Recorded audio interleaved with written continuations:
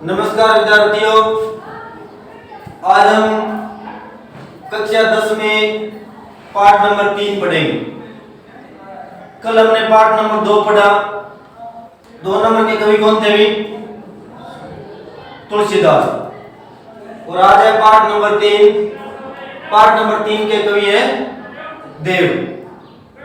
तो देव है, इनका मूल जो नाम था वो देवदत्त द्विवेदी था, लेकिन साहित्य में देव नाम से जाने जाते हैं। इस पाठ में इनके एक सवई है और 2 कवि दिया हुआ है। तो कवि देव का जन्म 1673 में इटावा उत्तर प्रदेश के अंदर हुआ और इनका निधन है 1767 में हुआ, उत्तर प्रदेश में। इनकी प्रमुख रचनाएं हैं रस विलास, भाव विलास, काव्य रसायन, ये 3 मुख्य रचनाएं। देव ऋतिक काल के प्रमुख कवि हैं। अब देखो, हिंदी साहित्य के अंदर 4 मुख्य काल है। पहला जो काल था आदिकाल, 1050 से 1375 तक। उसके बाद में था भक्ति काल, फिर वर्तमान में आ गया ऋतिक काल, आदिकाल, फिर 2 नंबर पर भक्ति काल, 3 नंबर पर था ऋतिक काल, और वर्तमान में जो चल रहा है उसको बोलते हैं आधुनिक काल। आदिकाल है, इसका समय 1050 से 1375। भक्ति काल है, ये 1375 से 1700 तक था। ऋतिक काल है, ये 1700 से लेकर 1900 तक था, और 1900 से लेकर वर्तमान में जो चल रहा है उसको क्या बोलते हैं? आधुनिक काल। तो कवि देव है, ये किस काल के कवि हैं? ऋतिक काल। और ऋतिक काल के जितने भी कवि हुए सब दरबारी कवि थे। दरबारी आप समझिए, पहले अधिकांश जो कवि थे राजा के दरबार में रहते थे और हमेशा ही वो राजा की झूठी प्रशंसा करते रहते थे। और ऋतिक काल के अंदर मुख्य 2 वर्णन है, वो श्रृंगार रस का वर्णन है, क्योंकि अधिकांश कवि श्रृंगारी थे, हमेशा श्रृंगार का वर्णन करते थे। तो ये भी क्या है? ऋतिक काल कवि है। अलंकारिकता और श्रृंगारिकता ये ऋतिक काल की मुख्य विशेषता है, और ये विशेषता भी किसकी होगी? देव की।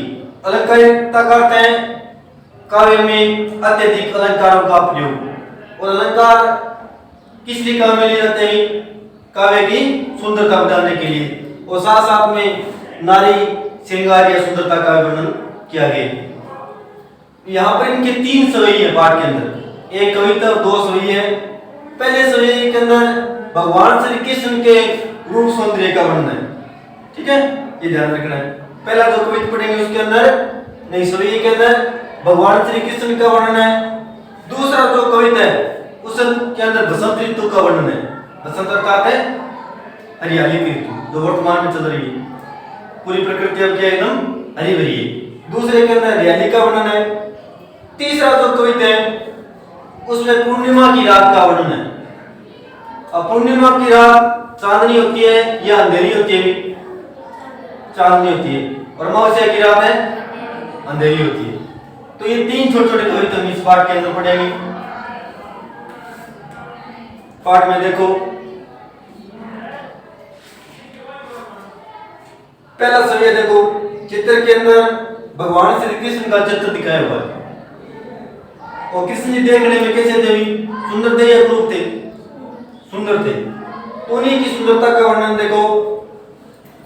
पायनी नुपुर मंजू बजे, कटे किंकिनी की धुनी की मधुराई। पायनी मानी पैरों में, नुपुर मानी पाजेब, मंजू मानी सुंदर, बजे मानी बजती है। तो भगवान श्री कृष्ण के पैरों में सुंदर पाजेब बजती रहती है, अर्थात श्री कृष्ण ने पैरों में क्या पहन रखा है? पाजेब। तो श्री कृष्ण के पैरों में सुंदर पाजेब बजती रहती है। कटी किंकिनी के धुनी की मधुराई। कटी मानी हुआ है कमर, किंकिनी मानी हुआ है करधनी। करधनी देख लीजिए, कमर के अंदर कहीं से अपनी भाषा के अंदर क्या है? कमर के अंदर कोई पहन रहा है वह नहीं कि गुगरी है ब्याह करेंगे ना, कि छोटा बड़ा कहता था तागड़ी के। तो कर्तनी मतलब तागड़ी अपनी भाषा में। धुनी मिस धवनी मधुराई मिस मधुर। तो उन्होंने कमर में करधनी पहन रखी है जिसे मधुर ध्वनि सुनाई पड़ती है। यानी श्री कृष्ण जब चलते हैं तो पैरों से पाजेब की ध्वनि की आवाज आती है और कमर से करधनी की ध्वनि की आवाज आती है। सावरे अंग लसे पट पीत, सावरे माने श्री कृष्ण ने, लसे माने शोभित है, पट माने वस्त्र, पीत माने पीले। तो श्री कृष्ण ने पीले वस्त्र पहन रखे, कपड़े कैसे उनके पीले रंग के। तो श्री कृष्ण ने पीले कपड़े पहन रखे हैं। ये हुल से बनमाल सुहाई, ये माने हृदय में, हुल से माने शोभित है, बनमाल मिस मन की माला, उनके गले में सुंदर फूलों की माला शोभित है। तो वस्त्र उनके कैसे हैं पीले और गले में क्या है फूलों की माला पहन रखी है। माथे किरीट बड़े दीर्घ चंचल, माथे माने मस्तक पर, किरीट माने है मुकुट, उन्होंने मस्तक पर मुकुट पहन रखा है। ताज ताज है नहीं चित्र में देखो, उन्होंने मस्तक के ऊपर मुकुट पहन रखा है। बड़े दीर्घ चंचल, दीर्घ माने आंखें, उनकी बड़ी बड़ी आंखें उत्तेजित है। कृष्ण जी चित्र देखियो, आंखें बड़ी बड़ी है तो उनकी बड़ी बड़ी आंखें उत्तेजित है। मन हंसी मुख चंद जुनहाई, मन हंसी धीमी हंसी, मुख चंद माने मुख रूपी चंद्रमा, अर्थात उनका मुख कैसा है चंद्रमा के समान, जुनहाई माने है चांदनी। तो उनके मुंह की जो हंसी है वो चंद्रमा के समान प्रतीत होती है। हंसते तब क्या लगती है सुंदर लगते हैं। किसके समान है चांदनी या चंद्रमा के समान। जे जग मंदिर दीपक सुंदर है, कवि कहता है कि संसार रूपी मंदिर के दीपक की जय हो। किसकी जय हो हाँ संसार रूपी दीपक का मंदिर कौन है कृष्ण जी। तो यानी संसार रूपी मंदिर के दीपक की जय हो। श्री बस दुल्हे देव साई, कवि देव कहते हैं कि मेरा तो ये ब्रज रूपी दूल्हा है, यही मात्र क्या है सहायक है। अब ब्रज रूपी दूल्हा कौन है यहाँ पर हाँ तो कवि देव कहते हैं कि मेरे तो भगवान श्री कृष्ण ही सहायक है। यहाँ तक ये एक सवैया था। साहब है क्या 2 नंबर देखो, दूसरे के अंदर प्रकृति का वर्णन है। अब चित्र में देखो इधर क्या है ये मोर, इधर तोता बैठा है और पूरी पूरी वनस्पति देखो हरी भरी है, जैसे वर्तमान में हरियाली अभी इसी तरह की हरियाली है। और इसमें देखो प्रकृति किस तरह से अपना जीवन यापन करती है। डार द्रुम पलवा बिछोना 9 पल्लव का, डारमिस डालिया, ध्रुव मन सुंदर, 9 मन ने पलोमिस पता। तो कवि कहता है कि बसंत ऋतु में वृक्षों की डालियां और नए पत्ते ही उसका बिछोना है। बसंत जो ऋतु है उसकी तुलना एक छोटे से बच्चे के साथ की। छोटा जो बालक होता है सोया हुआ रहता है, तो वृक्षों की डालियां हैं वही उसका क्या है बिछोना है। पालनों में पालने के अंदर बच्चा नीचे दूसरी साइड है नहीं, तो वो क्या है उसके वृक्षों की डालियां। तो वृक्षों की डालियां हैं, नए पत्ते ही उसका बिछोना है। सुमन जिगुला सुहेतन सोई बारिदे, सुमन मानी फूलों का, जिगुला में है टोपी। अपनी भाषा के अंदर जिगुलों को देख रहे छोटा टापर है ऊपर ये टोपी से ले रही हैं लंबो सोलेट बोल रहे केवल अपनी भाषा वही नहीं समझ रहे। स्वयं मानी शोभित है, तन मानी शरीर, फूलों का सुंदर जुगोला उसके शरीर के ऊपर शोभित है। पवन झुलावे के कीर बतरावे, पवन मानी हवा, तो हवा झूला झुलाती है किसको बसंत रूपी बच्चे को, तो हवा उसे झूला झुलाती है। के मानी है मोर, कीर मानी है तोता, तोता और मैना उसके साथ बातें करते रहते हैं। देखो छोटो बालक को बिना पान के करना पड़ा है, करना पड़ा है और सागे सागे भी साथ बात भी करनी पड़े। ये रोना है नहीं, तो हवा कौन दे रहा है बसंत रूपी बालक को, हवा खुद दे रही है।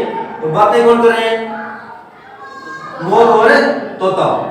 तो हवा उसे झूला झुलाती है, मोर और तोता उसके साथ में बातें कर रहे हैं। कोकिल अलावे उलसावे कर कारी दे, कोकिल मानी कोयल, अलावे भी हिलाती है, उलसावे मानी प्रसन्न करती है, कर मानी हाथों से, तारी मानी ताली। कोयल है वो उसे ताली बजाकर प्रसन्न करती है। अब टाबर के सामने आप ताली बजाओ, टाबर हंसोगे या रो? हंसोगे नहीं। तो कोयल है वो उसे ताली बजाकर प्रसन्न करती है। किसको? बसंत रूपी बालक को। पुरित प्राग से उतारे करे राइनोन। राइनोन का है राई और नमक से नजर उतारना। यदि बच्चा नजर लागे भी नजर उतारने के लिए क्या करें? राई और नमक लेके भी ऊपरा करिया वार के चल मांगे चलो मेरे नहीं वैसे सब। तो वही बात यहाँ पर है। तो भरे हुए प्राग है वो राई और नमक के माध्यम से उसकी नजर उतारते हैं। कंदकली नायिका लतान सिर सारी दे। कंदकली मिस कली रूपी, लतान मिस लता यानी बेल। तो कली रूपी नायिका है वह लता रूपी सिर के ऊपर साड़ी देती है। अम्मा बच्चा ने नहीं बोल गया क्या कह रहे ऊपर चुनी डाले नहीं सा। तो कली रूपी नायिका है वह लता रूपी साड़ी को सिर पर देती है। मदन महजू को बालक बसंत आई। मदन माने कामदेव। यह बालक कामदेव रूपी मंदिर का बच्चा प्रतीत होता है। प्रातः ही जगावत गुलाब चटकारी दे। प्रातः ही माने सुबह, गुलाब इस गुलाब चटकारी माने चुटकी बजाना। चुटकी जानो क्या बजाना जानिए यहाँ। तो सुबह होते ही गुलाब है वो उसे चुटकी बजाकर उठाता है। और छोटा जो बालक होता है उसको उठाना बड़ा मुश्किल काम। बड़ो मोटा पर है बिन उठाना है तो कैसे काम और निकले जी अजय नहीं। और छोटो बालक को बिन देखो धीरे धीरे आराम खड़े करना पड़े और अपन ये डर लाए रोन ना आएगा है नहीं। तो वही देखो प्रातः गुलाब है वह चुटकी बजाकर उस बालक को खड़ा करता है। बालक कौन सा है? बसंत रूपी। यहाँ तक ये 2 नंबर कविता था। ठीक है। 3 नंबर एक और है कविता। इसके अंदर पूर्णिमा की चांदनी की जो रात होती है। अब पूर्णिमा की जो रात होती है वो देखने में बड़ी सुंदर होती है नहीं। गुरु को रात में देखो क्या नहीं। एक तो चांदनी रात होगा बढ़िया लगेगा, अंधेरी रात चांदनी रात बढ़िया नहीं। तो इसे पूर्णिमा की चांदनी जो रात है उसका वर्णन किया गया। और चांदनी रात के अंदर तारे बड़े सुंदर दिखाई देती है। उसी का वर्णन देखो। फटिक शिलानी सो सुद्रियो सुधा मंदिर उद्दीप ददी को सो अधिकारी मुंगे आनंद सुधा मनवे अमृत ददी मनवे दही उद्दी मनवे उद्यवना उमंगे मिस उमंगना। तो सप्तिक पत्रों से सुधारा हुआ जैसे अमृत रूपी मंदिर है वो दही की दीप्ता के कारण उमंग रहा। सप्तिक जो पत्र होता है वो सफेद रंग का होता है। उसी तरह से आकाश रात में कैसा दिखाई देता है? सफेद। तो सप्तिक पत्रों से जैसे अमृत रूपी मंदिर को सुधारा गया हो और दही की दीप्ता के कारण उमंग रहा हो। बाहर ने भीतर लोग भीति ने दिखे देव दूध को सो फेंक दे लो आंगन फर्श बंद। बाहर से भीतर, बाहर से भीतर फेन मानी हुए झाग बाकी जो दिया है। कवि कहता है कि बाहर और भीतर सब जगह एक समान दिखाई देता है। अंधेरी रात में अंदर प्रकाश है तो बढ़िया दिखा, बाहर बिल्कुल क्या दिखाई दे रहा है? अंधेरो। जब चांदनी रात हो तो देखो अंदर भी हमें चांद दिखाई दे और बाहर भी क्या दे सुंदर दिखाई नहीं। तो कवि कहता है कि बाहर और भीतर हमें स्पष्ट दिखाई देते हैं और आंगन के ऊपर दूध के समान झाग फैले हुए। आंगन बिल्कुल एकदम क्या दिखाए? साफ। किसके कारण? हाँ, चांदनी रात में चंद्रमा के कारण। तारा सी तरुणिता में ठाठी झिलमिली होती मोतीन की ज्योति मिलियो मल्लिका को मकरंद। तरुणिमा ने आई युवती, तारों रूपी जो युवती है वो हमें झिलमिलाती हुई दिखाई देती है। तारे हैं उनकी तुलना कवि ने किसके साथ में की है? युवती के साथ में। जैसे कोई लड़की है वह तारों के रूप में वहां पर खड़ी हुई है और मोतियों को जैसे प्रकाश मिलकर वो सुंदर हो गए। आरसी से अंबर में अब्बासी उधारे लगे। आरसी माने दर्पण, अंबर माने आकाश, अब माने चमक। तो दर्पण के समान आकाश है वो हमें सुंदर दिखाई देता है। जैसे दर्पण में हमें अपना चेहरा दिखाई देता है उसी तरह से सुंदर हमें कौन दिखाई दे रहा है? आकाश दिखाई दे रहा है। प्यारी राधिका को प्रतिबिंब सो लगे चंद मानी हुआ चंद्रमा। चंद्रमा है वह भी ऐसा प्रतीत हो रहा है जैसे राधा का कोई प्रतिबिंब प्रतिछाया। ये 3 ध्यान से कर लो सब यार, विचार आसान पाठ है। ग्रह कार्य के लिए प्रश्न देखो, 1 number, 5 number, 6 number, 1, 5, 6, 9 number. 9 number प्रश्न है, ये पक्का याद करना, ठीक है। 9 नंबर है पठित कविताओं के आधार पर कवि देव की काव्यगत विशेषताएं बताइए, ये पक्का याद करना, ठीक है।